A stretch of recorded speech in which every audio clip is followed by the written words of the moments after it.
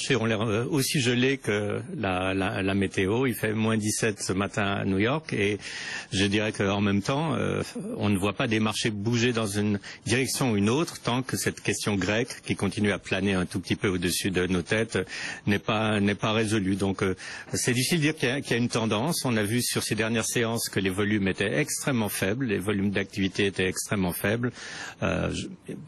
Aujourd'hui, c'est l'expiration des options sur les indices, sur les actions, ça pourrait rajouter un peu de volume, mais à part ça, à part une ouverture en baisse, on n'attend pas grand-chose de nouveau. Ouais, effectivement, les indices futurs qui sont orientés légèrement négativement à moins d'une demi-heure de la cloche chez vous à New York. Grégory, il y a encore quelques résultats d'entreprise, ceux de Deere, donc le spécialiste des engins agricoles, avec des profits en baisse et un chiffre d'affaires en baisse. Qu'est-ce qui explique la situation de Deere?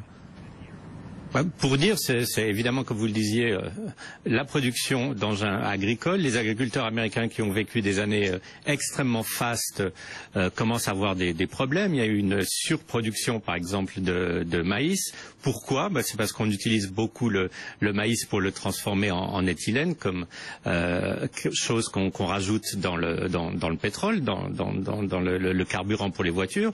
Et avec le prix en baisse du carburant, on utilise de moins en moins d'éthylène, donc la demande a beaucoup baissé pour la production de maïs. Les paysans se plaignent, leurs revenus baissent et donc ils s'abstiennent de renouveler leur parc de véhicules agricoles. Bon, et le titre Deere qui est attendu en baisse à l'ouverture, on suivra ça et on vous rappellera juste après l'ouverture justement, Grégory, pour faire un point sur cette dernière séance de la semaine à New York. Nous, on a un titre effectivement qui est également lourdement sanctionné, c'est le titre Gemalto qui recule de Intégral Bourse, premier quart d'heure de cotation à New York. Oui, Wall Street également légèrement négatif. On va en parler tout de suite avec Grégory Volokin. On vous retrouve, Grégory, du côté de Mescart Financial Services à New York. Effectivement, petite baisse des indices chez vous. On était, il faut se souvenir, il y a 3 jours encore sur des records sur le S&P 500. Absolument, il ne faut pas demander aujourd'hui aux investisseurs d'acheter agressivement avant le week-end, surtout que le pari en ce moment, en tout cas ici, c'est qu'il n'y aura pas d'accord en Europe avant le week-end justement, donc aucune raison de se précipiter pour racheter des titres qui, comme vous le disiez, avaient finalement bien rebondi. On a eu une semaine positive. Il ne faut pas oublier qu'il y a une dizaine de jours, tous les indices américains étaient négatifs sur l'année. Et là, on est sur des hausses entre 2 et 3%.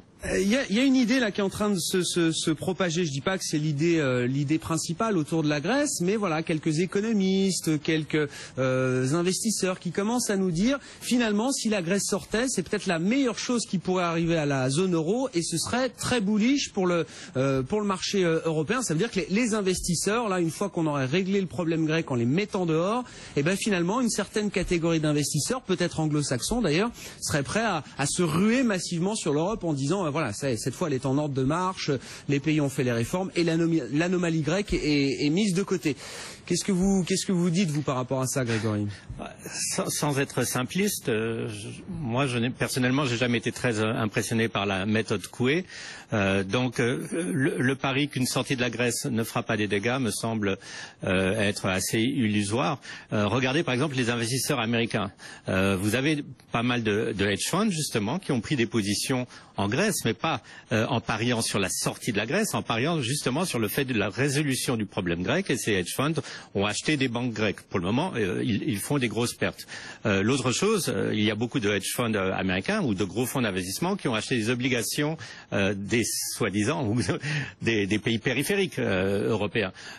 C'est clair qu'une sortie de la Grèce va forcer ou forcera ces investisseurs américains de sortir de pays comme le Portugal, l'Espagne, en tout cas au niveau obligataire. Donc faire un scénario rose d'une sortie de la Grèce, c'est pas moi qui le ferai et je n'arrive vraiment pas à voir la logique de ce raisonnement. Bon, il y a beaucoup, trop d'incertitudes sans doute pour pouvoir peut-être se permettre de matérialiser ce scénario, même si certains, semble-t-il, ont ça dans un coin de leur tête. Il y a 2 grèves en ce moment aux États-Unis, Grégory. C'est quand même pas souvent que ça arrive, donc on va profiter pour en parler. Non, mais 2 grèves importantes pour des secteurs importants de l'économie, dans le secteur du raffinage et puis dans le secteur des ports sur la côte ouest. Oui, alors commençons par le raffinage, parce que ça a un impact direct sur le cours de l'énergie. 13% des employés des raffineries sont en grève, c'est des grèves pour des demandes de meilleurs salaires, comme d'habitude. Alors qu'est-ce qui se passe? Tout simplement, ça fait baisser encore plus la demande pour le pétrole produit aux États-Unis, et ça me laisse penser qu'en fait, même s'il y a eu un petit rebond sur les cours de l'énergie aux États-Unis, les réserves, ou en tout cas les invendus de pétrole vont continuer à s'accumuler, et ça va mettre de la pression de nouveau sur les cours à très court terme. Sur les ports, sur la côte ouest des États-Unis, c'est encore plus sérieux en fait. Pourquoi c'est encore plus sérieux? C'est parce qu'en fait tous ces ports qui sont l'ouverture vers l'Asie ont des grèves très très dures, avec des employés qui sont arrêtés de travailler, qui renégocient leur contrat. Et si on veut des exemples de l'effet de ces grèves, on peut dire par exemple que si vous regardez un constructeur automobile comme Honda, ça fait 5000 voitures par semaine qu'ils ne peuvent livrer aux États-Unis, qui sont restés coincés sur des bateaux. Et je disais tout à l'heure une analyse de Deutsche Bank qui disait qu'en fait l'impact de cette grève pourrait être jusqu'à 1% du produit national brut américain. Donc il ne faut pas non plus dramatiser, les choses peuvent s'arranger. Vous savez que quand on est en grève, c'est pour obtenir quelque chose. On ne peut pas imaginer non plus que ces grèves vont s'éterniser, mais c'est clair que c'est deux grèves qui ont des impacts non négligeables sur l'économie et sur les niveaux des cours de l'énergie. Bon, ça va mettre un peu de bruit alors peut-être dans les statistiques et les chiffres qu'on verra sortir sur le mois de février. Il faudra garder ça dans un coin de sa tête, Grégory. Ce que vous dites, c'est tout à fait vrai. Du bruit ou des excuses. Alors on pourrait toujours dire ah oui, mais c'est à cause de la grève. Ah oui, c'est à cause, je pense, du froid. On va ressortir aussi beaucoup la météo. Il ne faut pas oublier que l'année dernière, on avait eu ce fameux polar vortex avec un produit national brut sur le premier trimestre de l'année qui avait été négatif. On a de nouveau là la moitié des États-Unis qui est pratiquement immobilisée par le froid et la neige. Donc on aura beaucoup d'excuses si les chiffres n'arrivent pas à la hauteur des espérances. Moins 29 degrés à New York en ressenti, Grégory, c'est ce que vous me disiez ce matin. Bon. Ouais, pas facile. Hein. Bon courage et bonne fin de séance à vous. Bon week-end à New York, Grégory Volokin, le président de Mescart Financial Services, les marchés américains. Bon, un peu refroidi, effectivement.